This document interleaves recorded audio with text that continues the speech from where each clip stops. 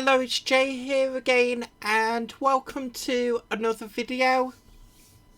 So, I want to start off by apologising for the long time frame between the previous lesson and this one. So, I'm just going to let you all know what's happening. Some probably seen this already on my update video. But I'm going in for an operation early next month. Unfortunately, it's not a local operation. I've got to actually travel quite a long distance to have this op done.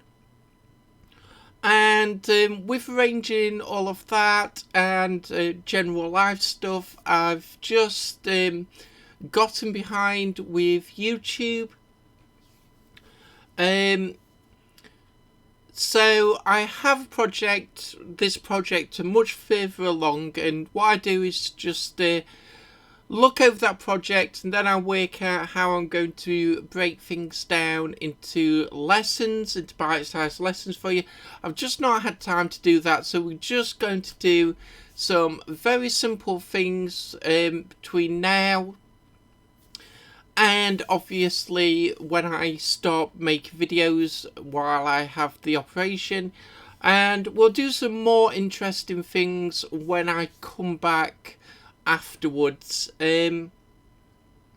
So with that said, I'm actually just going to, in this lesson, move the opponent animations out into their own scripts, just like we did with the player, because when I do return back, the opponent AI is something I really want to do some more on. I especially want to get special moves involved within the opponent AI. So it just makes sense to start breaking this script down, making it a little bit more manageable. So we'll begin by creating a new C# script, and of course we'll just call this opponent animations.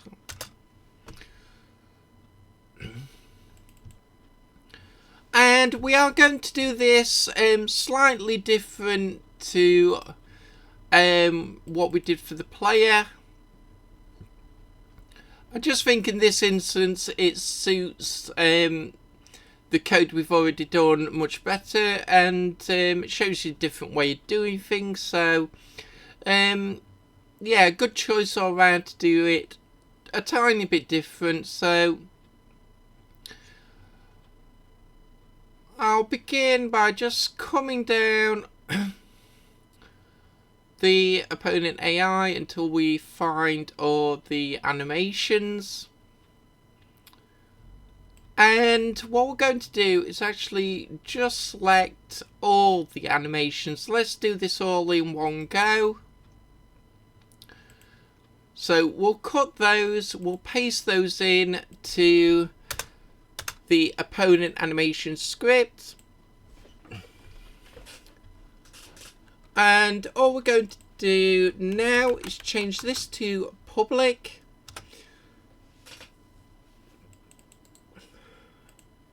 And we need to do all that for all the other voids. Now, notice how I'm not making these static this time. We're going to reference some via a game object this time. But because we don't have a tag that we can easily use, I'll show you another way of referencing game objects.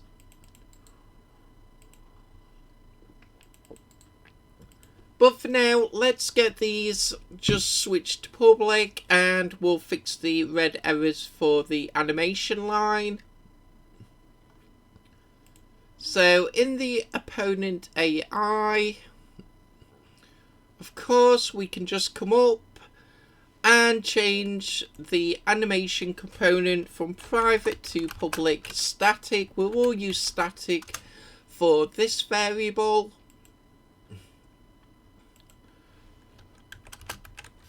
And then we can just use opponent AI dot at the beginning of the line, just as we've done many times before, to get rid of the first red error in every line.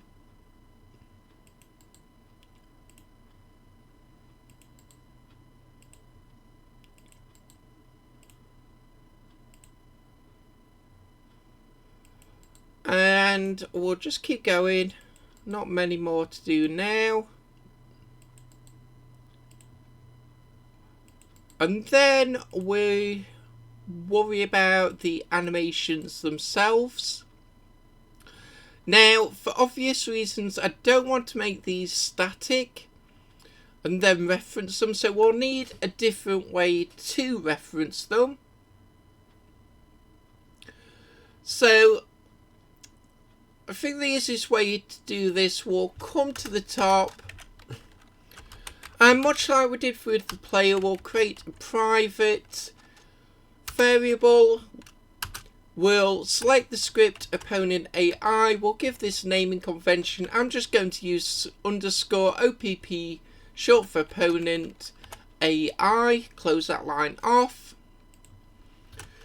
In the void start, we'll use that new variable, and it's going to equal this game object. The game object the script is attached to. That's all we need to do, is use game object with the lowercase g dot get component, and then we'll get in brackets the opponent AI script. Come to the end of the line, open and close brackets again, close that line off. And now we can use the variable name with a dot in front of the animation's name, and that will get rid of the red errors. So we'll just go through and again just do this for every error that's left.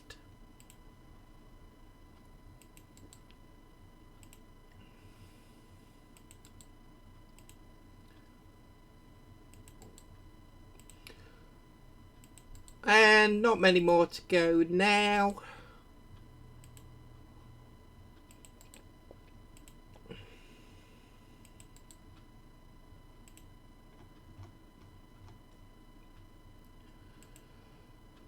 So let's just save that off now, and we'll come to the opponent AI.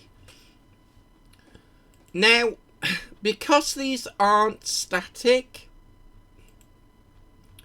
we'll need a game object to we'll need a reference, to a game object in order to call those functions. So let's create that reference now, and we just need two variables. So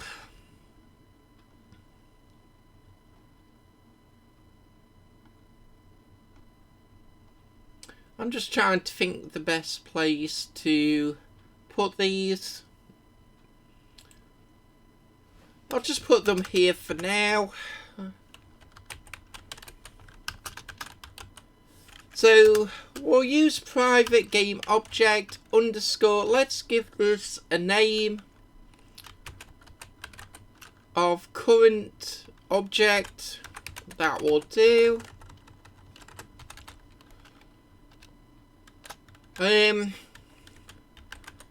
Defines naming convention for the current game object. This script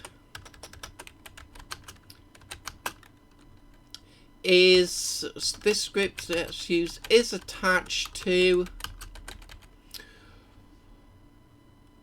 and that will do for the comment for that. We need another variable.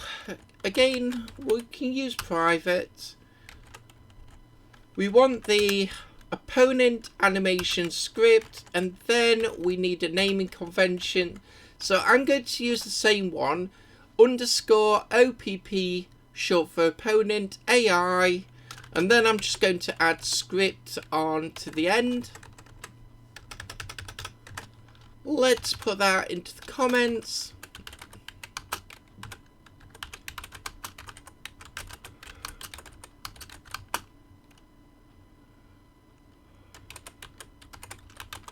Reference to the component animations script. And now we can actually use both those variables. Let's come to the void start. These can go anywhere. I'm just going to put them down towards the bottom of the script here, and what we need to do is first say that the current game object is equal to game object with the lowercase g. So all this does is set the current object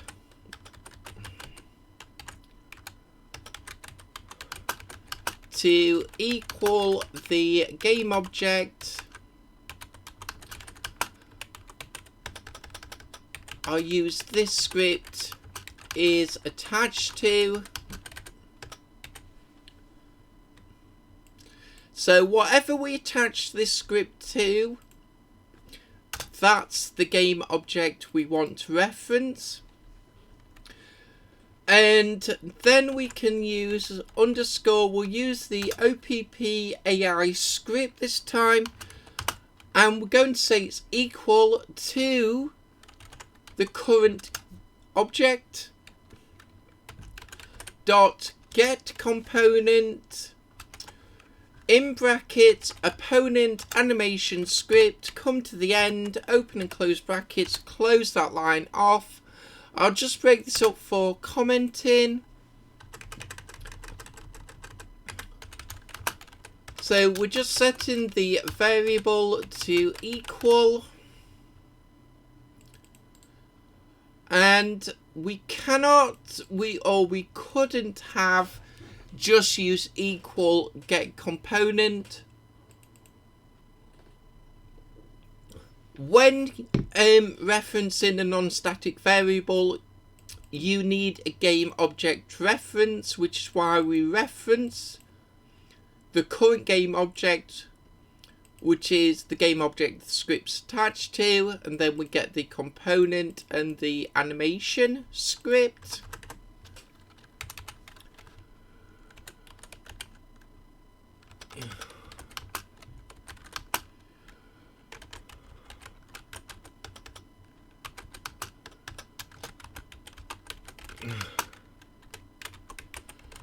And I'll just put that quickly into the comments. And then we can copy this variable AI script, OPP AI script, which is now equal to the opponent animation script. And we can use that in front of all the red errors. Remember, you need the dot between that. So I'll copy this again with the dot included here. And then I can just go through the script and just paste this in front of all the red errors. And yes, I'll need to come back and tidy up the comments, but again, I'll do that off camera. You don't need me spending, or you don't need to watch me spend 5 minutes just tidying up comments. So I'll do that off camera just to speed things up.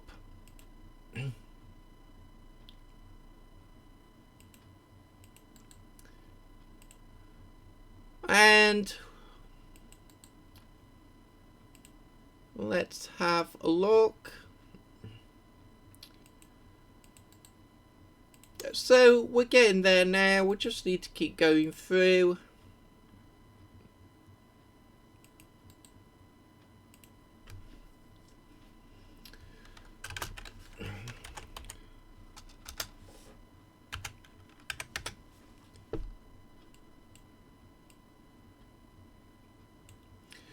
So this is really what I want to spend my time doing between now and when I have my operation. Just getting all simple things like this that they need to be done.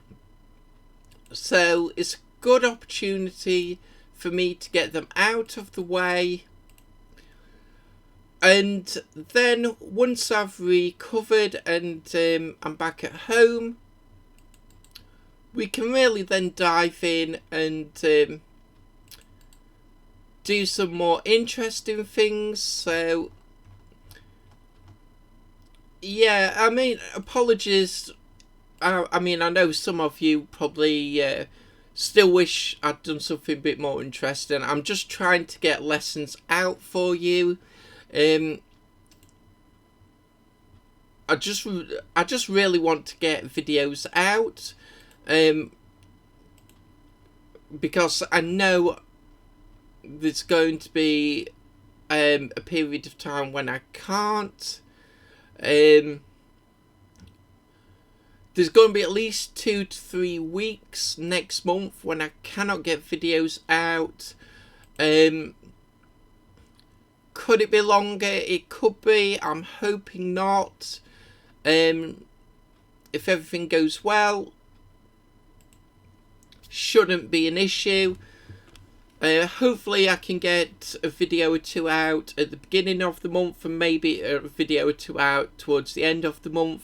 But again, just cannot say for definite.